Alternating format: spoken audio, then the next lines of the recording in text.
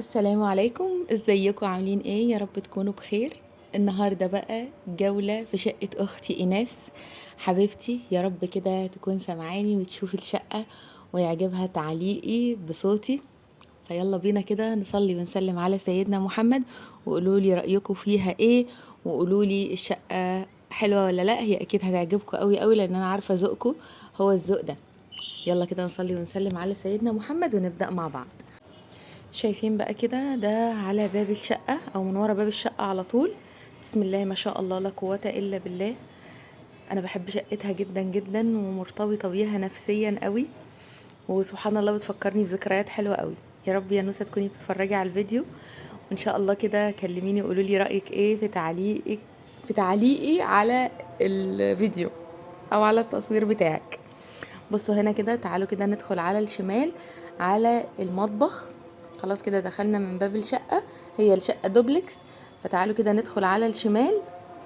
بصوا ده المطبخ، مطبخ جميل قوي بصراحة، وانا بحب قوي قوي المطابخ اللي لونها خشبي دي. بصوا فيها دفى، تحسوا كده ان هي بعيدة تماما عن الستايلات الجديدة بقى، الالوان الابيض والمش عارف الرخامة البيضة والجولد ومش عارف الحاجات دي كلها حاجات جديدة مستحدثة. لكن دايما كده انا بميل للحاجات اللي هي فيها ايه، فيها يعني من شبهنا كده يا جماعة، الجيل اللي هو المطابخ اللي هي شبه كده دي. بالرغم ان بصوا بسيط بسيط بس تحفة في كل حاجة، في كل حاجة جوه المطبخ. مفيش جهاز كهربي ملوش مكان، وكمان ترابيزة للأكل مثلا، لتقطيع خضار، لعمايل أكل، لأي حاجة، وشاشة. بصوا بصوا الكوفي كورنر، بسم الله ما شاء الله لا قوة إلا بالله. اتفرجوا كده على التفاصيل واحدة واحدة.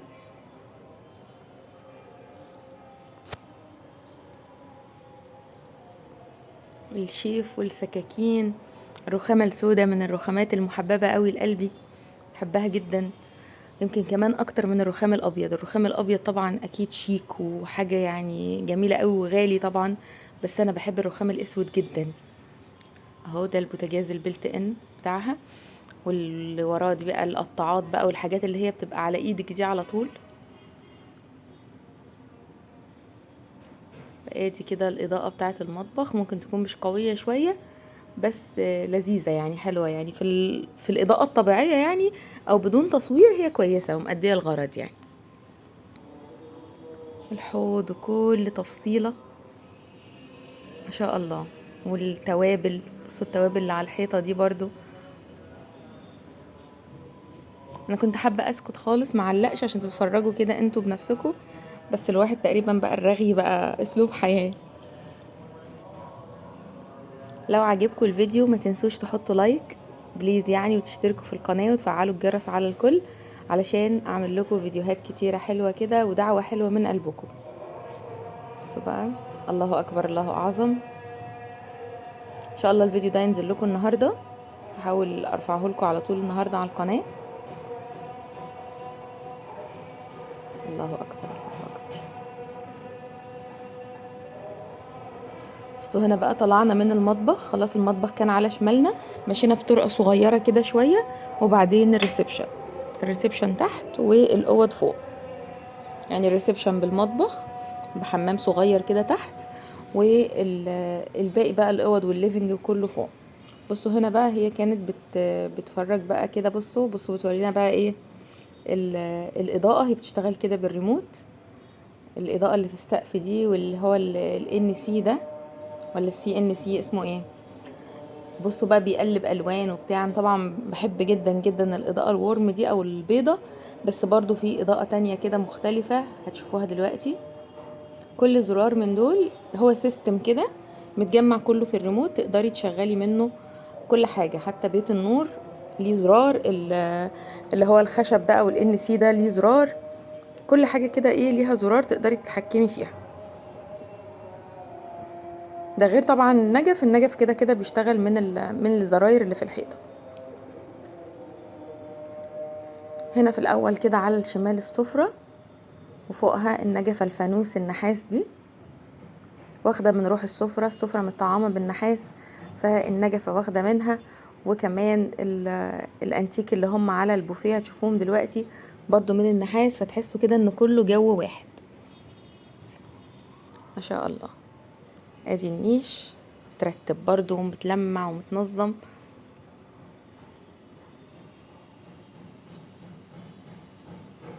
بصوا الجمال. وادي برضو النجف بقى اللي جوه عند الصالون وعند الانتريه، هتلاقوه كده كريستال برضو واخد من روح الصالون.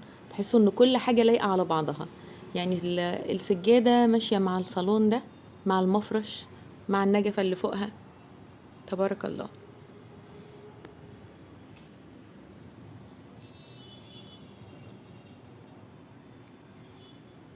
طبعا الستاير هي ما حبتش ان هي تعمل ستاير اللي هي بقى البلتكنات او مواسير او كده، فعملت الستاير دي عاملة زي الدانتيل كده. لما هتقرب منها هتشوفوها شبه الدانتيل كده يا جماعة، ومطرزة، شكلها حلو جدا.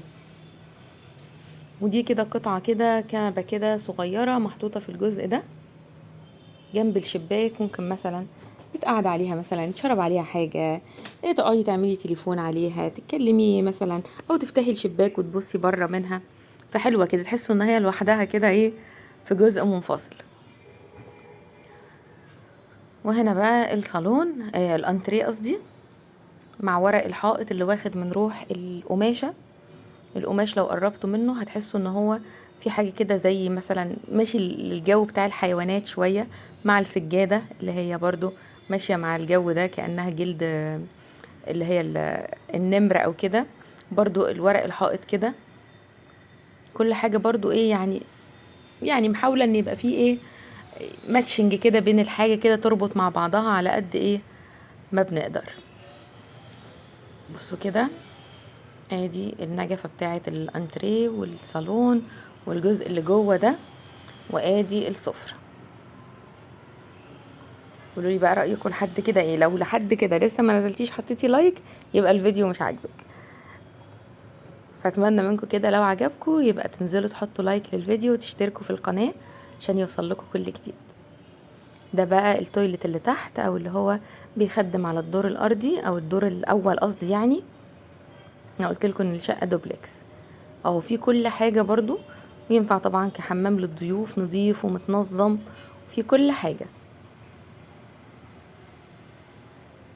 صغير كده بس امور قوي اهو. طبعا حمام الضيوف يعني مش بيكون فيه شاور، فهو يدوب القعدة بتاعة التويلت والحوض، وبرضو ادوات النظافة، فوط كده يعني. بس الحمام اللي فوق ده بقى هتشوفوه دلوقتي في كل حاجة، بس خلينا بس نمشي واحدة واحدة مع بعض. برضو هنا الحمام برضو واخد من الروح اللي هي البنيات والبيجات، الحاجات اللي هي مش بتبطل ابدا يا جماعة. الحاجات دي ما بتبطلش ابدا مهما عفى عليها الزمن، من وجهة نظري. وانتوا برضو قولولي رأيكم في التعليقات. تحبوا برضو الاجواء دي ولا الحاجات دي خلاص بتحسوا انها بقت موضة قديمة؟ انا بالنسبة لي لا، انا بالنسبة لي هو ده شكل بيوتنا احنا كمصريين، هو ده. انما بقى الطابع الجديد اللي نازل بقى مودرن والترا مودرن وحاجات كده، لا انا مش ذوقي خالص. طبعا شفتوا الجزء اللي هو تحت السلم ده اللي فيه الفوانيس دي، مع السجادة برضو اللي هي الطفت دي، فتحسوا كل قطعة في الريسبشن يعني لايقة مع بعضها، حتى لو كل سجادة مش شبه التانية بس برضو لايق مع بعضه. تعالوا بقى نطلع فوق على السلم. بصوا بقى وانتي طالعة على السلم بقى كده، السجادة اللي هي ملزوقة على السلم، وفي هنا كده التابلو الجميل ده، والحيطة اللي هي معمولة بالحجر. هنطلع فوق ونشوف بقى فوق ايه متقسم ازاي، وطريقة الفرش ازاي، وكل حاجة.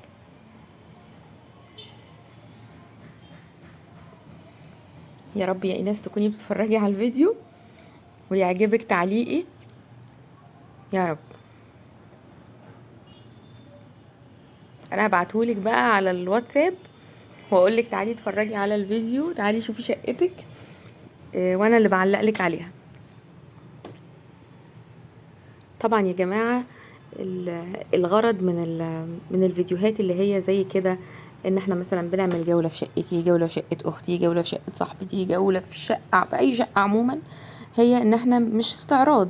لا مش استعراض خالص، في بيوت احسن من كده بكتير 1000 مرة، وفلل وقصور كمان. ولكن وانتي بتتفرجي ممكن تاخدي فكرة، ممكن بما اننا خلاص يعني احنا خلاص نعتبر اسرة مع بعض كده، انتي بتستفيدي مثلا بحاجة، مثلا ايمان حطاها مثلا في الجزء ده، بتستفيدي مثلا من شكل ديكور معين هي عاملاه في بيتها، ممكن تنفذيه من حاجة بسيطة. ركبتي دي على دي بقت شكل حلو، عطت كورنر حلو كده في البيت، فممكن تعملي زيها، هو ده. لكن قصة بقى استعراض بيوت والكلام ده لا خالص، مش احنا. فبصوا، لما طلعنا فوق الجزء اللي هو بتاع السلم ده محطوط فيه كده زي ما شفتوا الترابيزه والكافي كورنر، تحسوا كده ان انتوا قاعدين في كافيه. دي جزامه على فكره. وبصوا السجاده، بصوا هنا كده اهو بزاويه واسعه شويه،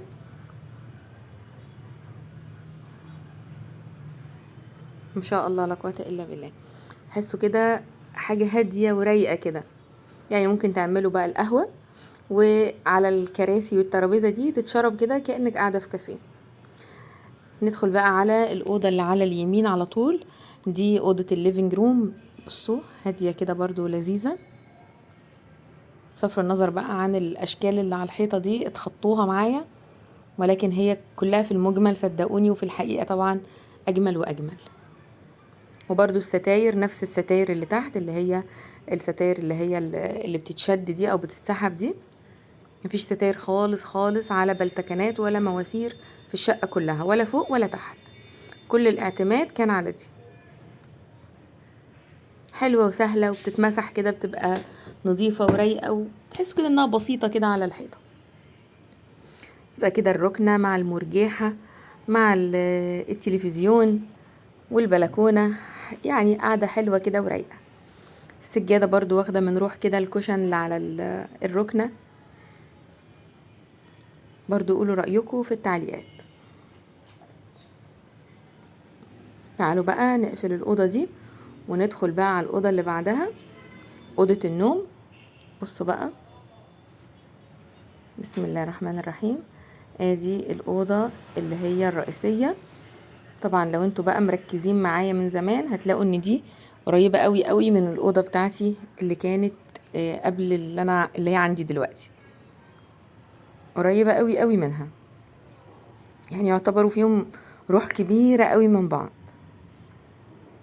اهو تلفزيون برضو كده مع الكرسي الهزاز ده في ركن كده مع نفسه، والأوضة كلها بصراحة لايقة مع بعضها.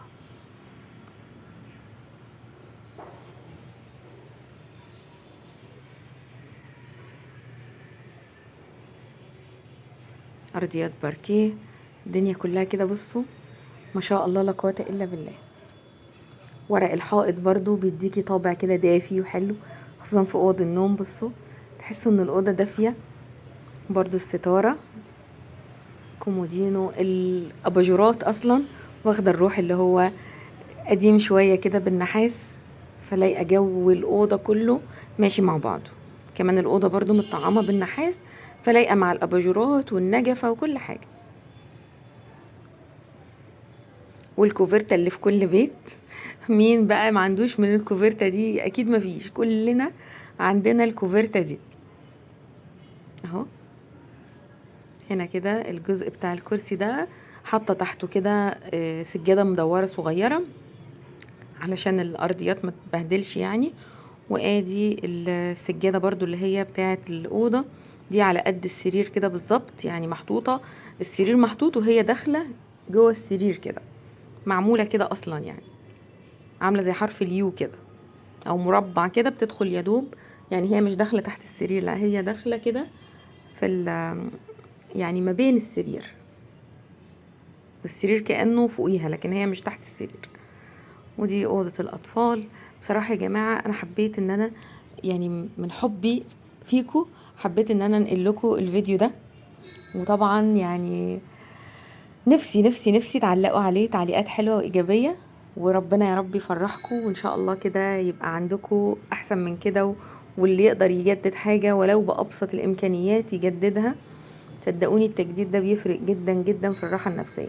انت لو بس كده نقلتي سرير مكان سرير، او شلتي الكرسي ده من هنا وحطيتيه هنا، او غيرتي تنجيد، او غيرتي اي حاجة، بتحسي ان الدنيا كلها اتغيرت، بتحسي ان انت مبسوطة وفي راحة نفسية في المكان. فربنا يقدر الناس يا رب كده انها تعمل، وربنا يوسع على الجميع. تعالوا بقى ندخل على الحمام. بصوا بقى الاستيكر اللي ملزوق عليه ده بيوسي، وهنا ده بتاع القط. تعالوا بقى شوفوا الحمام اللي هو فوق او الحمام الكبير. بسم الله الرحمن الرحيم. اهو في بقى الغسالة، ادوات الغسيل، برضو في كل حاجة. بصوا المراية اللي على شكل شمس دي، يعني بصوا تحسوا كده ان ده بقى ايه، حمام العيلة بقى. اهو ده بقى بالاستخدام الاساسي هنا، برضو مع الكابينة بتاعت الشاور او اللي هو الازاز الجرار ده على البانيو كده، بيحافظ بصراحة على نظافة الحمام جدا. اهو. واهم حاجة يا جماعة هي النظافة. وإيناس ما شاء الله ما شاء الله نظيفة فلة فلة فلة، يعني الواحد بيتعلم منها، اللهم بارك، نظيفة قشطة.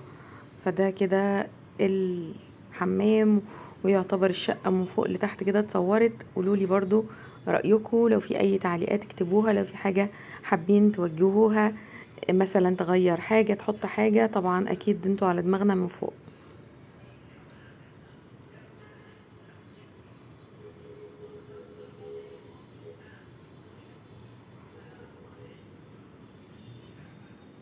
البوكسات دي بقى فيها حاجة بقى السكين كير، دي معجون السنان والفرش، يعني كل الحاجات بقى اللي انتوا ايه فاهمينها بقى، اللي بتبقى في الحمام الرئيسي دي، اللي بتبقى عاملة دربكة. بس بصراحة كل حاجة محطوطة برضو في مكانها وزي الفل. وهنا الدولاب ده مرفوع عن الارض كده عشان ما يخربش. وادي الوحدة اللي تحت الحوض. بس كده، قولوا رأيكم في التعليقات. اشوفكم على خير في فيديو جديد، ومع الف سلامة.